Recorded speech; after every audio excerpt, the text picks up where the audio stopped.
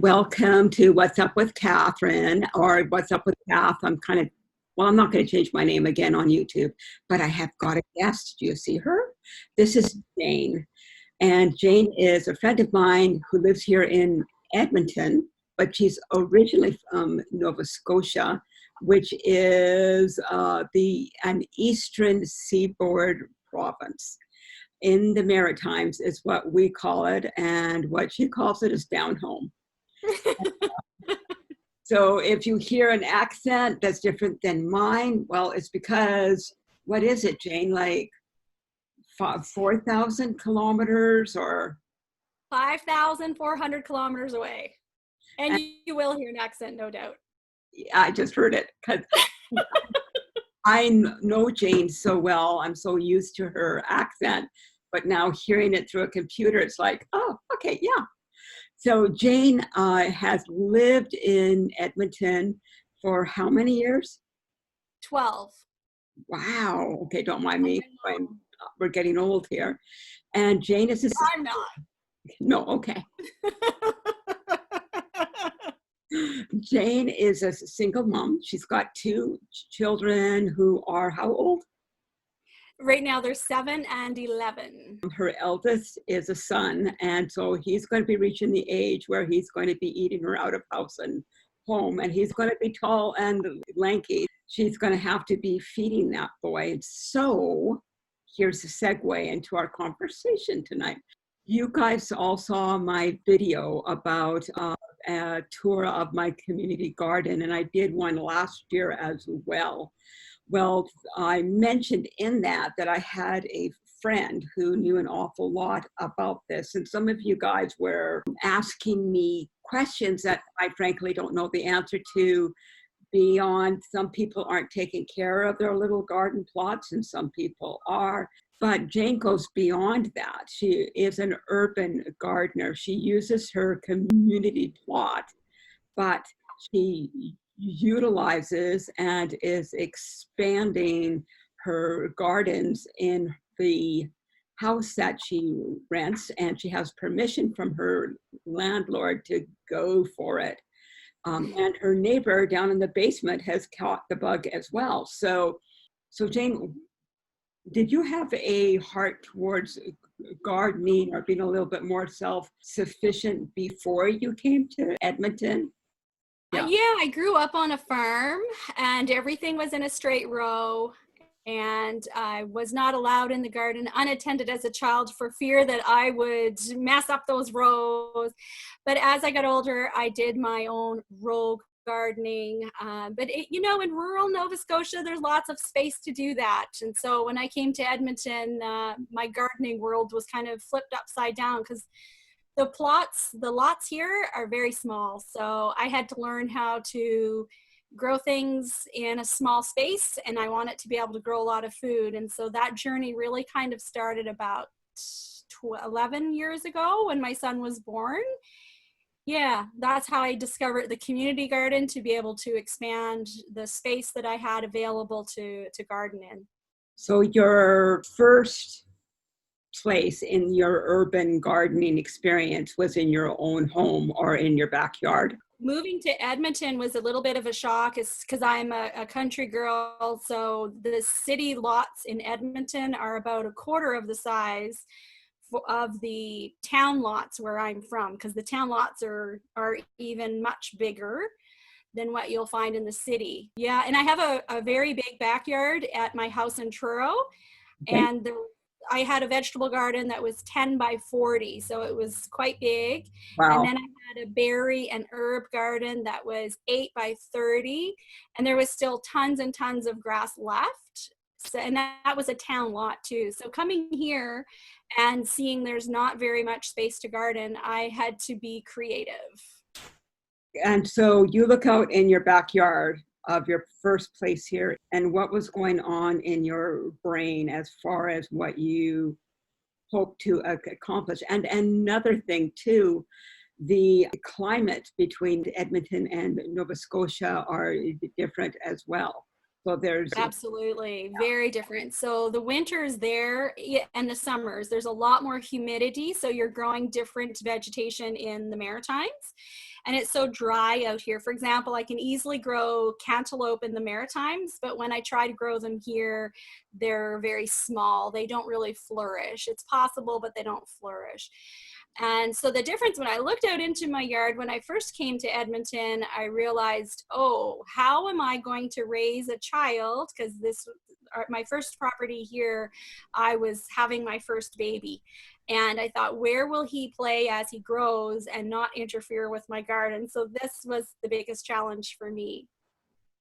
Okay, and so were you doing mostly container gardening then, or were you able to utilize backyard? I did utilize the backyard, and I included some pictures of that too, that I Great. can show you some of the beginning experiments that I did. And that was actually one of my most favorite gardens to date.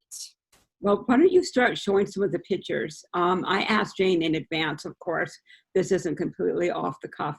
And she was very nice to go through all of her pictures and put something together. And so this is a mixture of different styles of gardening techniques that I've learned. This is the compost bin at the community league, and I take my compost there throughout the winter so that we can have lots of compost to use in the summer. And every spring I start out with planning my garden. That's the favorite garden that I mentioned earlier. I use heirloom seeds because then when I replant the seeds from the fruit they produce, they grow the exact same plant. And there are fewer perennials here in Alberta than there are in Nova Scotia because the climate here is so extremely cold. Perennials have a harder time. There's not as much choice when it comes to perennials that will come up over and over again. So it's a good point to check on the label to see what it does and what it doesn't do. And if you don't understand a term, look it up before you buy it. That's right. Heirloom seeds are more expensive? Sometimes. I don't find they're always more expensive. In most cases, they're getting more popular and they're easier to find. So really, I find if I get them from a company that specializes in heirloom seeds, often I pay a little bit more money. One place that I get those types of seeds from is Salt Spring Island in BC. And it sounds like the kind of island I need to go visit someday. They grow lots and lots of heirlooms. They produce the seeds right there on the island. And I usually pay a little bit more for those, but it's because I can't find them anywhere else. But there are lots of heirloom varieties of lettuces and beans and, all kinds of different sorts of vegetables that are available just in your basic, even grocery store that sells seeds or nursery greenhouse. You just need to know the names to look for. And that was how I got started. I would make myself a list of all the radish heirlooms that I should watch for so that I knew I could let that go to seed, and then the next year I could get more radishes from my own radish plant, for example. So Jane has given me some seeds that I'm using in my arrow garden. Some of them have worked, some of them haven't. She's asked me if my lettuce bolts, because I've got a couple of heirloom lettuces, if they bolt, I can save the seeds for Jane, although I'm not sure what bolt means, but I guess I'll learn. So these are peat pucks. This is how I start the seeds. You just put water on these little pucks of peat and they puff up and you put your seed inside. I label mine with popsicle sticks. These are the tomatoes, and I start them when the time changes in the spring. That way I don't have to use a light on the tomatoes, and you'll see why. I use a recycled lettuce container for putting them in to keep the moisture in them, and I also use a ketchup bottle to water them. I pop a cinnamon stick into the ketchup bottle to prevent any mold from growing on top of those peat pucks, and the plants are very happy. This is where the roots are starting to come through, and that means they're ready to transplant, and I transplant them into toilet paper tubes. Oh, they're smart. So it's okay that they're very tall and lanky, because all I need to do is pop that down into the bottom of the toilet paper tube, and I put some more soil on top. And the stem of the tomato plant will actually produce more roots along the stem. So I'm making use of the fact that the plant is getting taller and not leafier. I'm producing a stronger root system, because when this tomato plant goes into the ground, it's going to go twice as deep as what you see there. So Okay. it'll get really... And here's a question that the people from the South will be wanting to know. When is it safe for you to put your tomatoes outside in the ground, and do you harden them first? Yeah, so normally the long weekend in May here, the Queen's birthday, that is when we start to put our plants into the ground. Now this year it was just a little bit too soon and I lost a few tomato plants. So that's normally kind of the time frame that we use. And then hardening them off is a term that we use to describe a process of just putting them into the sun and into nature, like the wind and things, for a time to get used to it. I don't really go through much of a hardening off process with my plants. Those tomatoes are very weak. The stem is too tall, and so I keep them sheltered in my little greenhouse, which I'll show you. And then I wait until I actually plant them all the way outside, essentially, because the greenhouse gets full light all the time. So this is an example of the plants ready to go into the garden. Wow. And this is the greenhouse. The kids and I are just waiting for things to get green. You see they're getting green, growing really well because it's sitting on top of a furnace vent. So it's a very warm greenhouse. For a couple of months in the kitchen, it's a little bit chilly, but that's okay. The plants love it. And so does my cat. This is valuable real estate in my house. It's his own personal sauna. And during the pandemic, I keep my sourdough starter in here, as well as the sourdough bread. And then the top levels are the plants. Oh, that's ever cool. And then what I'll do is, as I take the plants outside, I will use those freed up shelves to make sun tea and to dehydrate seeds and nuts and things that I have soaked to make them healthier to digest. So this is the deck, and in the fall, I try to have some kale planted on my deck, as you can see sticking up there, because it's very hardy, and even when it snows, I can go out and collect kale off the deck to cook for supper, even under the snow. Really? Okay. Other things that I grow on that deck too, lots of herbs and lots of edible flowers. So this is what it looks like in the spring as I'm getting ready to put things in the ground and just getting them out of the greenhouse for a week or two and organizing them. Yeah, I try to make my space around me beautiful and purposeful for gardening techniques. So the colorful flowers that are in the pots, they are edible, but they will also draw pollinators. Yeah, and while you're getting that, I'm just going to say, yeah, Jane is a very creative soul. Okay. So here, is that a biodegradable pot? No, this is a homemade pot.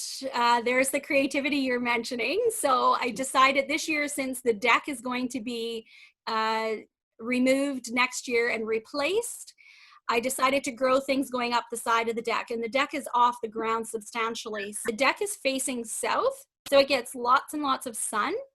And this is underneath the deck. You can see the post for the deck behind this. And I took some chicken wire, made a circle, and then I put some straw, and I started some potatoes in my greenhouse earlier in the season. And hopefully this will be filled with potatoes in the fall when I'm ready to harvest.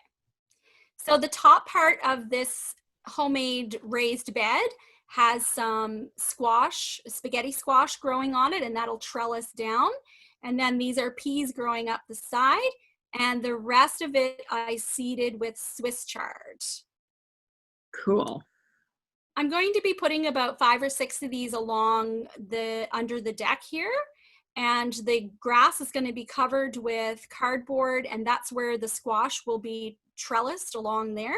And I'll fix up my swing to sit and watch all of this grow. strawberries that will go on the outside of one of the bins, and then other potato varieties that will go on some other bins.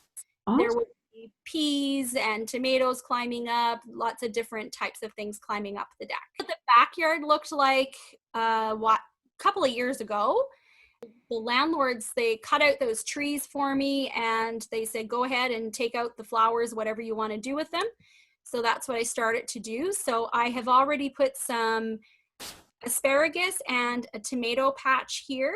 Asparagus is a perennial that will come up every year. And I have some herbs as well to the left. And the big bushy, large green leaves in the center, that is zucchini. And I had lots and lots of zucchini from that. So this looks very different now. I'm still trying to rip out things that are not useful for me. This is what it looks like this spring. Oh my. Much more bare. And these are the tomatoes that the gentleman who lives downstairs planted. He did not know that I had 60 tomato plants started. I should have told him. But yeah, this is what it looked like last year. I get approximately 100 pounds of tomatoes between my property and the community league garden. Oh my goodness. This was digging out the dandelions from that bed. Those dandelions, I washed them up to roast them and make a coffee substitute with them. This is an apple tree that is in my front yard, and it blossomed a lot that particular year. This year it has not, and I'm actually thankful for that because there's a type of a fly that lays its eggs in the apples and it just ruins the apples. So this year, not having any apples on the tree is going to be good because it's going to eliminate that pest from returning this year. So hopefully that will allow the tree to recover and thrive next year. So this is this year. What I did was I planted some peas at the base, and they will help to fix nitrogen in the soil to feed the tree. I will get lots and lots of peas out of that. This is the south side of the tree where the peas are, so they will get a lot of sun. There won't be a lot of shade there, but we will probably get maybe 4 or 5 cups of peas just from this one little tiny spot. And I just thought it was a good way to maximize the edible food in the yard, but still make it look pretty. Yes. So the peas don't need much shade. However, as the peas get taller, I can put some lettuce on the north side of that little spot, and that lettuce will be sheltered and it will probably thrive in that kind of condition as well.